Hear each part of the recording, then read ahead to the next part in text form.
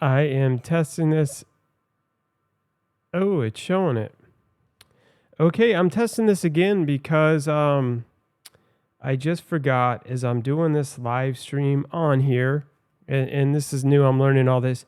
It won't show me, so I'll be able to look at your comments, I'm pretty sure, on my phone, but it's not showing it through this like software that we have. It will in the future as we get all this worked out. So I am just on here again. I'm just doing another test to see this bad boy is popping up. Because it says that it is on here. But. Let's see what it does.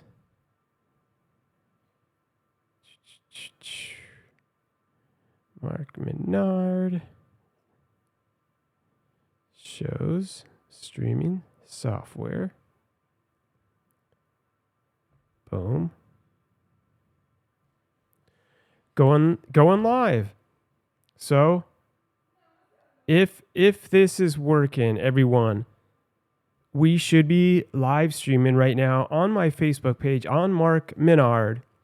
We've been running all kinds of tests on here. I think it's working. So check this out. I am going to share with you what my man Dave Ramsey taught me from building his business, from starting with his office and a card table in his garage, to having over 5,000 team members and employees spending time with him. What was it? 8 years ago. This freaking changed everything.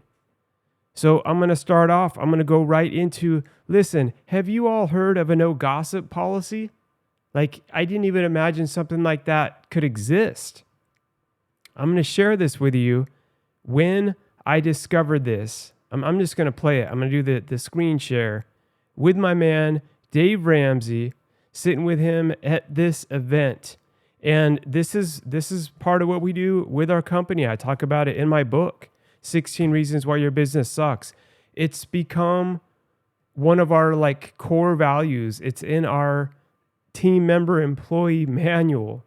We do it when we start training. We do it after the 90-day probationary period. Just listen. I'm going to show you. Doesn't get any better than this. Let me make sure my screen share is working. Excuse me, I'm going to cough. Any negative human behavior I run into. It is so destructive and it is so socially accepted. Most places are full of people that just shut up and work. Talking about each other, talking about your sex life. I don't want to hear about that crap. Get to work. You hear about so-and-so, and talking about the boss, and talking about this, and talking about the product line, and negative. I can't stand it. Drives me nuts. And I got to tell you, man, I fight it. We will not have it. I will fire your butt for this. Can you tell I'm fired up about it still? And I didn't start out with this. It took me a little while to learn to hate it. But we used to have it named after a woman because that's the first one that we figured it out with. Sharon told me 6 months before, she said, you got problems with that one. I have a feeling. I'm like, well, she's one of our top salespeople. What do you mean? She's a different personality. She's just a go-getter. And she's just one of those, and she just won't shut up, and that just makes you uncomfortable. No, I have a feeling. All right, whatever. But I was having all these, you ever had this thing where there's something going on and you can't figure out what it is? There's like crap in the air, but you can't figure out the source. I mean, I don't know about you, but that drives me nuts. I got to know what's going on with stuff. And so there's about 10 of us at that time. And I was, I had a weekly staff meeting. We started doing this early. And I finished the staff meeting and I've got an appointment. And so I head out the door to my car and I forgot my keys. I walk back in. This woman's having the second meeting. Everybody's standing there. Her back's to me. She didn't hear me come in. And she's telling them all what an idiot I am and how this isn't going to work. And I can't believe he does this. And they're all standing there looking at me, looking at her. And it's kind of one of those things that suddenly you could just tell that suddenly she realized something was wrong and someone was standing behind her. She felt it, and you could just kind of, it's that oh crap moment, right? And she turned around and saw me, and of course she almost passed out then.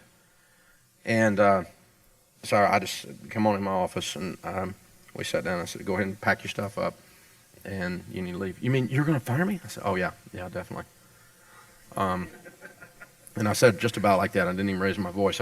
Because my blood pressure was just like, and she's like, what? And I said, well, I've known there was a problem with the culture here, and I figured out what it is. And she said, what do you mean? I said, it's you.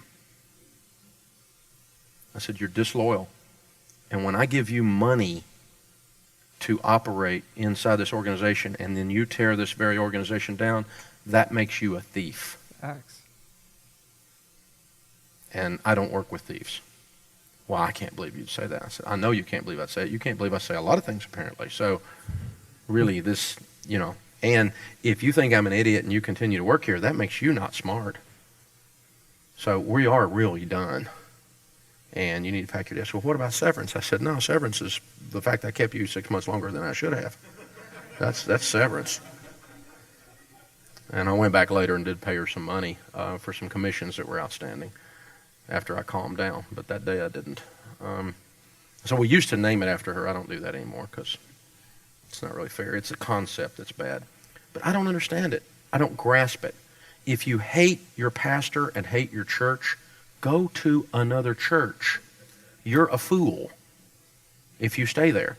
But your job is not there to spread dissension. Your job is not there to... Okay, I'm gonna switch this over, everyone. If I do it right, we will see. Just give me one quick second here because this is important stuff. So, I've had my company Dreamshine for 15 years. If any of you hearing this, seeing this, watching this don't know me, I started it in 2007 before the recession. It's Dreamshine, and we serve individuals with developmental disabilities. That's a whole other story of our whole company and how we've grown it and built up with having one team member, actually just myself, and then my sister, and then having 3, and then growing with our individuals we serve, and then from 5 to 10, and now 15 years later, okay? And we serve over 55 amazing individuals.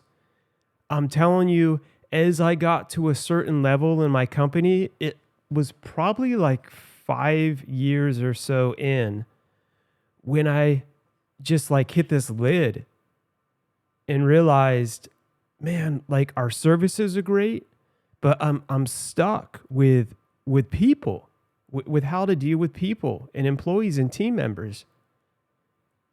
And what it came down to was leadership. And just by accident, like years ago, I remember like my sister helped literally like Google a book, how to help know from a real business owner, like how to fire people and build a team or something. And this book popped up. I always show it, Entree Leadership by my good man, Dave Ramsey. And at that time, let me switch this camera back over. Boom, Carl, you'd be proud of me. At this time, I hadn't heard any of Dave Ramsey. I hadn't done the financial part, all of that.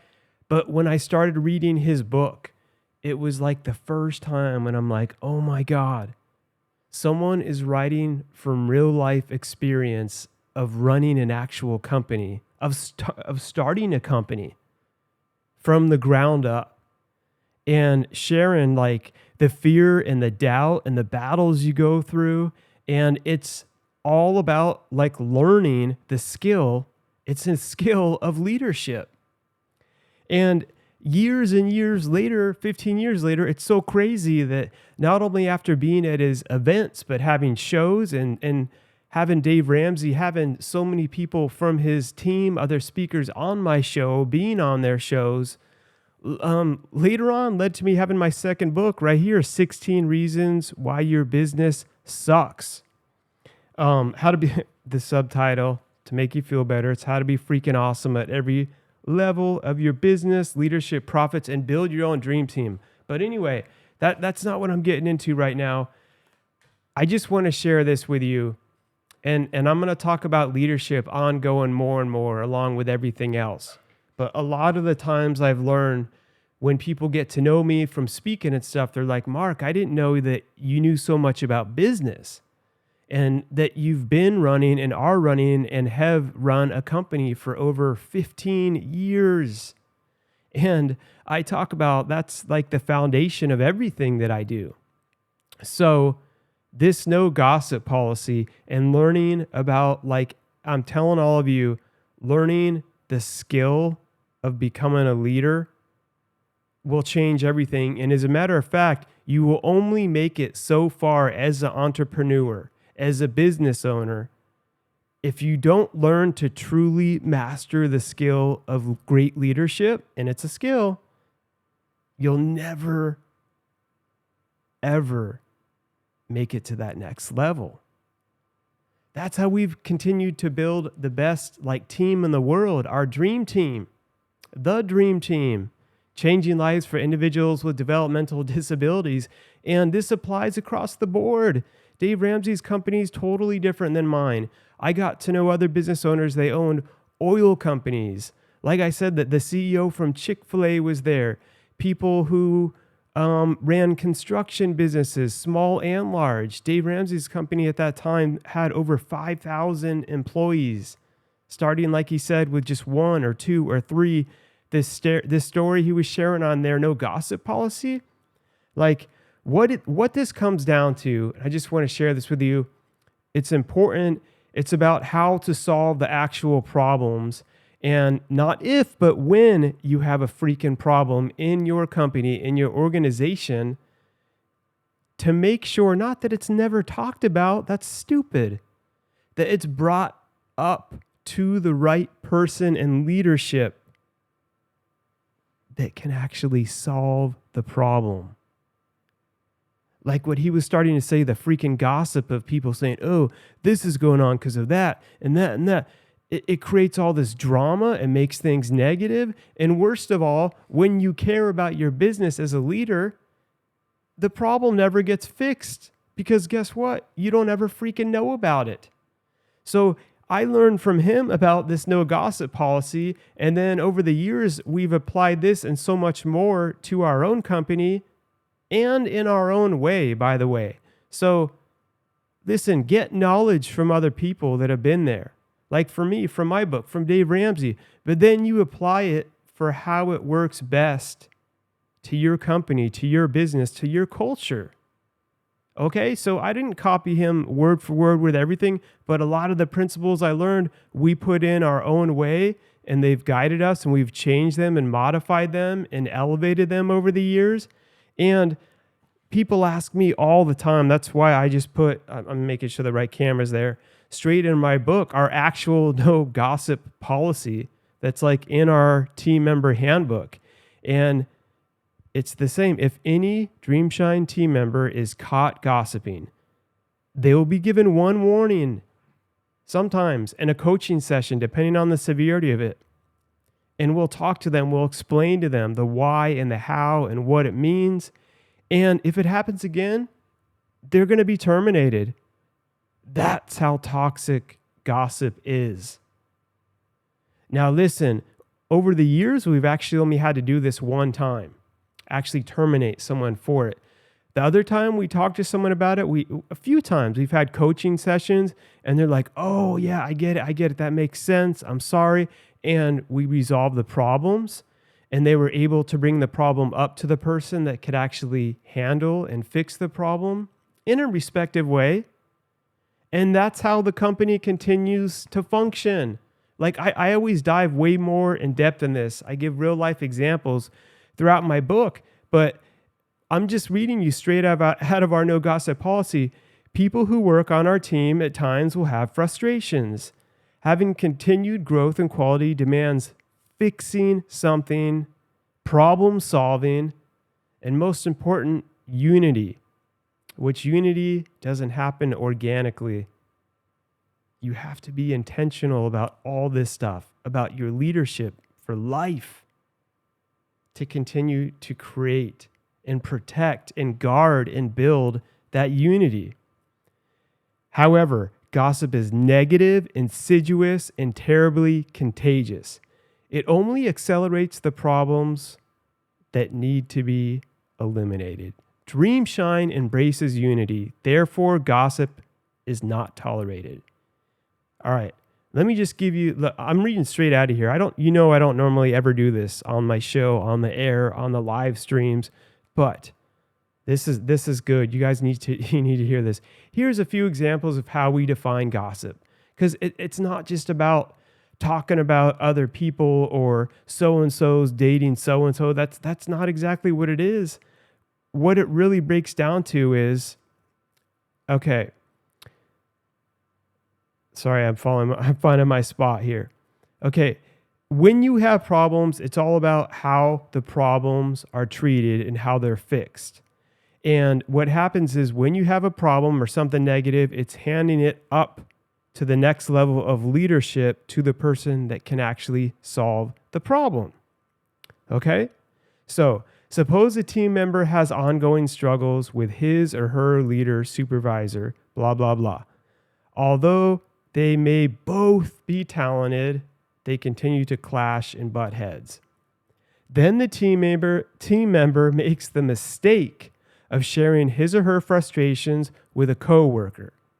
Do you get what I'm saying? That's handing it laterally. So if it's someone that's a leader above you and you're having some issues, you need to talk with them directly about it. And if it can't be resolved, then you bring it up the chain to someone else that can resolve it. So like my head director, if someone's having a problem with them and they're really not working it out, to go and gossip to another team member about, I don't know why she does this or acts like that, that person can't solve the problem.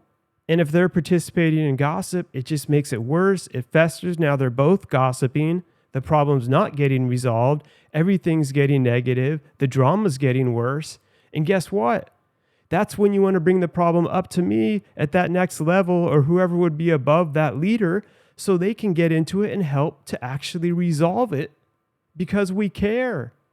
And that's how you make a healthy and functioning organization. And when people see, oh my God, they actually took the time to listen to me and then sat down with a leader and with me and we talked through this. And it was a huge miscommunication. And we were able to be like, oh, okay, when you said this, you meant that. And I was thinking it was this other thing. And that's why it was done this way. And you can come together and then you unify, or you may realize, oh my God, we were doing that wrong. Thank you. Thank you for bringing that to our attention. We may change an entire thing within our company, within our organization. You should be. And that's what you want to do. Not only does the problem get fixed, it elevates your whole organization to another level. Because that's what you want to do. You're always solving problems. The stupid people that have their freaking egos that are like, oh, it's in our policies and procedures and says this. That's why. That's the only reason why. Don't ever talk about it. Don't ever question it. Well, what if something changed with your company where it doesn't even make freaking sense anymore? Don't be stupid. Drop your ego. Be willing to learn. Be willing to grow. On the other hand, if it's something else and usually we're able to come through and resolve it, we've had some people that they just can't comprehend it and they're having their own issues and they just still are used to wanting to create that drama and that ongoing gossip and no answer is gonna please them and they don't want to unify.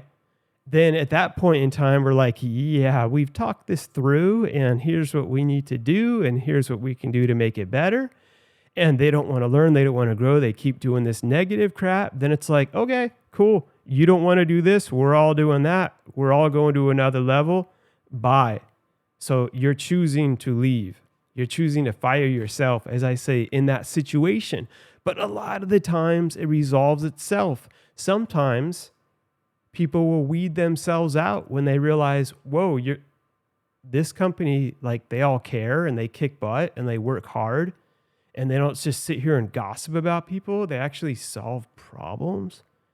And they're not constantly creating drama like a freaking soap opera. I don't fit in here. Something's weird about this. And they leave. Thank you. Bye. Because then we attract in other amazing people. Like we say, eagles. Eagles only soar with other eagles. But if you aren't strict about this and you keep these people on, and you're not intentional about, and this is just one of a million things that we do. I talk about it all in depth in my book. It's here, it's on Audible, it's anywhere books can be found. But then what happens is I've had other circumstances where good people have left without me even knowing why, because I was sucking as a leader back then, not applying stuff like this, keeping these crazy drama kings and queens on that were constantly gossiping, and awesome kick butt, high performance employees, team members, leaders, they're going to find a place where they find other eagles. So if you're complaining about my culture sucks, everyone sucks, that's why I say it starts with you realizing, wait, I suck as the owner. But the good news is you can learn. It's a skill to get better. And it all starts with you. And then you continue to apply that, put it into your company. You have to keep being intentional about it. And the most beautiful thing is that I never knew is when you're able to build and grow other leaders. It's amazing that then take on this mentality, and it helps people grow in all areas of life to where they share, like, not only did working at your company help me with the individuals we serve, but it helped me with my anxiety, helped me with my confidence. It helped me step up more as a mom, as a husband, as a wife. Like that's what we're doing all this for. And I freaking love it. So I'm going to give you just another quick hypothetical example here before I jump off, because I just want to share this with everyone. So another example, and like Dave Ramsey talks about this too. He pointed it out like pretty easily, just giving a quick little breakdown. But say that you have someone that you're having a problem with your computer, okay? And it's not working, something's going on with it, and you go and you just talk to the secretary, or you're just leaning on the desk like, this freaking computer sucks. This company sucks.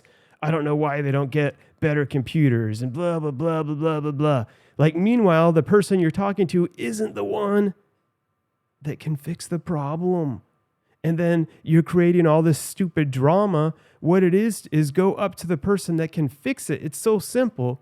You teach them. That's why we're serious. We'll warn you and that other person if they're participating. What other team members are taught to do is, hey, I'm not the one that can fix that. You need to talk to so-and-so about it, or the leader about it, or the head of IT. That's who you talk to. They're the ones that can fix it. That's when it's done right.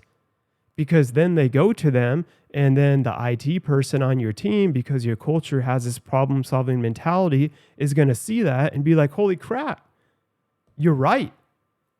Or, oh no, it works. You just need to do da-da-da-da-da, and that's a training and coaching moment. The computer gets fixed, which is what we all want.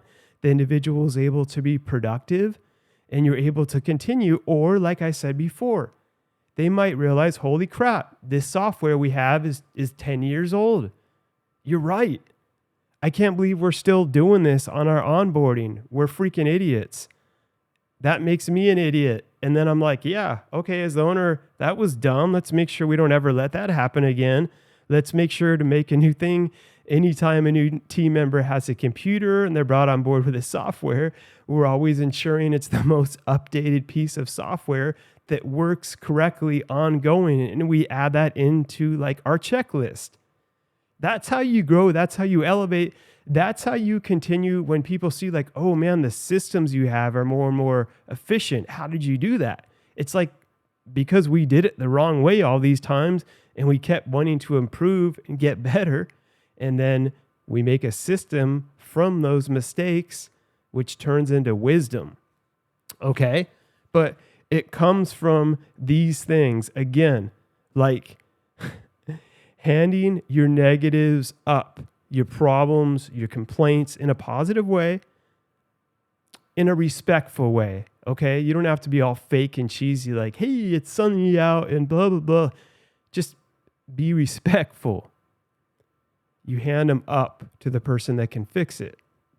Now, anything positive you have to say, tell that to everyone all the time. That's great. Man, our leaders freaking amazing. They care about people. They help people here. It's different here. They do these special rewards at our monthly all-team meetings. They have we have a token of awesomeness machine where like the claw goes down. It's filled with money. You win prizes. You win candy. You win all this cash. Like we do things differently at our meetings. And they talk about that. That's cool. That's amazing. That's not gossip. That's a positive. That's great. Talk about that with everyone. We love it.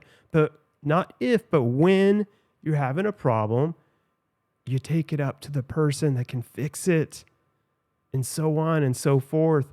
And that is a game changer. Now, one thing I want to tell all of you that's important before I jump off here is you can't just have these like policies and not follow through with the action on them.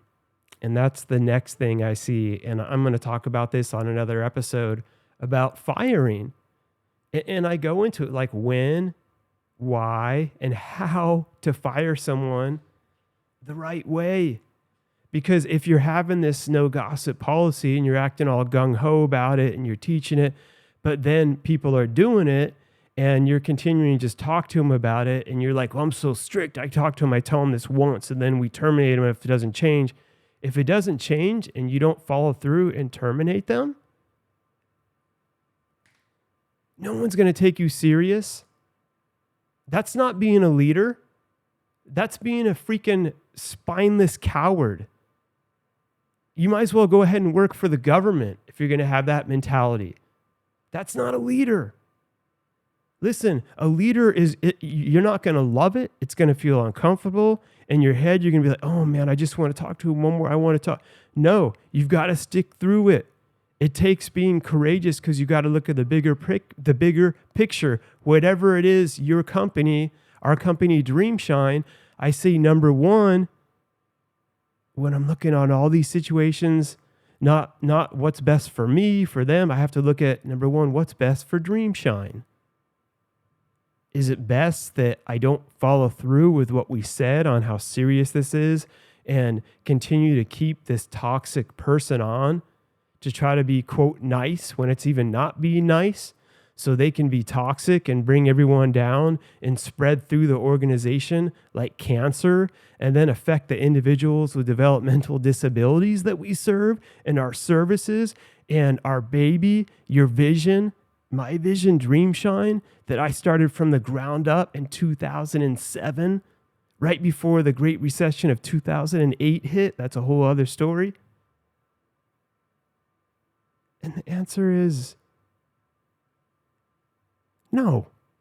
That's not best for Dreamshine to keep them on and be a freaking coward. You've got to follow through and do what it says. Do what you say. Let your freaking actions follow your words. And listen, it's not just a one and done thing. You have to, I just was talking to my program director about, hey, we're going to do another refresher at this at our monthly all-team meeting, just because it's good to continue to talk about ongoing forever. So listen, everyone, and shout out to my good man, Dave Ramsey. I haven't seen you for a while, actually. I've sent team members to your events. I've had them come to ours. We've been on our shows. But it's been a while, my good man, and I just want to thank you from the bottom of my heart for what you've done and continue to do and sharing your wisdom. And that was the first time when I really was around very successful people that were true leaders. And it opened up something in me, and it sparked something in me. And that's why years later it led to me having the podcast and the books that I have and the speaking, which I never wanted the spotlight or any of this, but it was seeing that and realizing how much of a change it had on me and my company, and realizing, man, now I'm responsible for sharing what I've continued to learn, because it's brand new to someone else, just like it was to me 8 years ago when I went to that the first time. And now I've applied it within my company. We've experienced it. We've added all these new things in our own way. And I love it because you will be blown away to know that leadership is a skill, and that when you apply it, it will change your whole company, your organization. But most importantly and incredibly, it will change you. And it will bring you to a whole other level.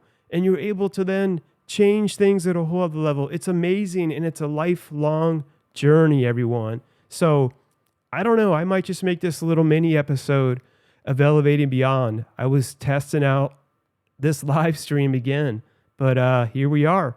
So have an amazing day, everyone. Remember, be courageous.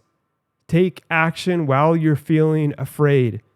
Do not be one of these freaking spineless, stupid, they're not leaders, these people that we see on TV or in the government. I don't care about, I'm not left, right, whatever, up, down, diagonal. There's no freaking good leaders that we've seen in a long time in that arena. That does not mean that there aren't great leaders out there. And I don't sit here and complain about it. I say, cool, screw them. They never helped me with anything anyway. I don't care who's in office then and now, 2007, 2008, 9, 10. They didn't come and teach me how to be a leader. I had to pull up my big boy pants and learn on my own the skill of leadership. I had to learn that I sucked. And the great news was then I continued to learn, and it never stops, that you can get better and become freaking awesome. So check out my book if you want more. Audible, all that. Check out my man Dave Ramsey's book, EntreLeadership. He's not paying me to do this, by the way. Like I keep multiple copies of this. It's my go-to business book. And I have one on business. Like I should just be going, only buy mine. No, get his. Like I want to share anything that's great. And I want to help you. That's what it's all about. So listen, everyone, never settle. Never give up, and keep elevating beyond.